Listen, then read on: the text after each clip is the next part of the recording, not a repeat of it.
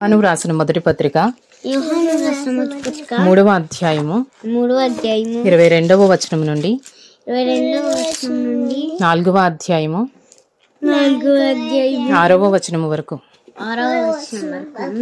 మరియు మనం ఆయన ఆజ్ఞలను గైకొనుచు ఆయన దృష్టికి ఇష్టమైనవి చేయుచున్నాము గనుక మనమేమి అడిగినను అది ఆయన వలన మనకు దొరుకును. ఆయన ఆజ్ఞ ఏదనగా ఆయన కుమారుడైన యేసుక్రీస్తు నామమును నమ్ముకొని ఆయన మనకు ఆజ్ఞనిచ్చిన ప్రకారముగా ఒకరినొకడు ప్రేమింపవలెను అనునదియే. ఆయన ఆజ్ఞలను గైకొనువాడు ఆయన యందు నిలిచియుండును. ఆయన వాణి యందు నిలిచియుండును. ఆయన మన యందు నిలిచియున్నాడని ఆయన మనకు అనుగ్రహించిన ఆత్మ మూలముగా తెలుసుకొనుచున్నాము. యోహాను రాసిన మొదటి పత్రిక 4వ అధ్యాయము.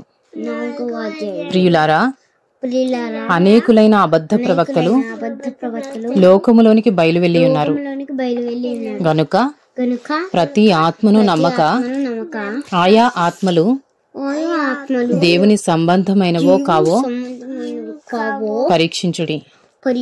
యేసుక్రీస్తు శరీరధారి అయి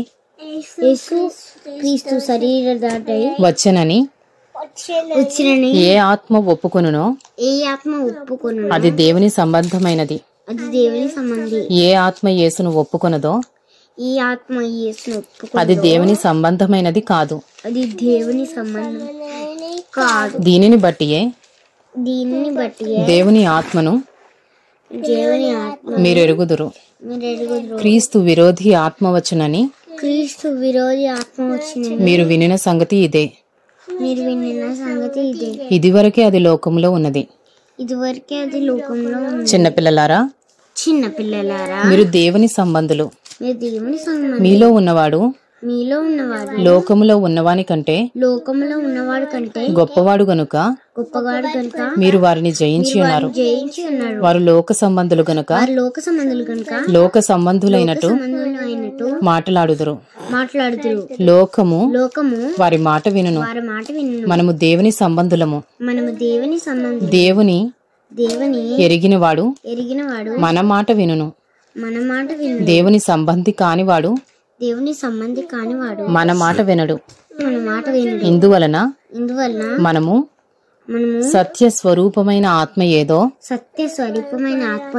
భ్రమపరచు ఆత్మ ఏదో తెలుసుకొనుచున్నాము.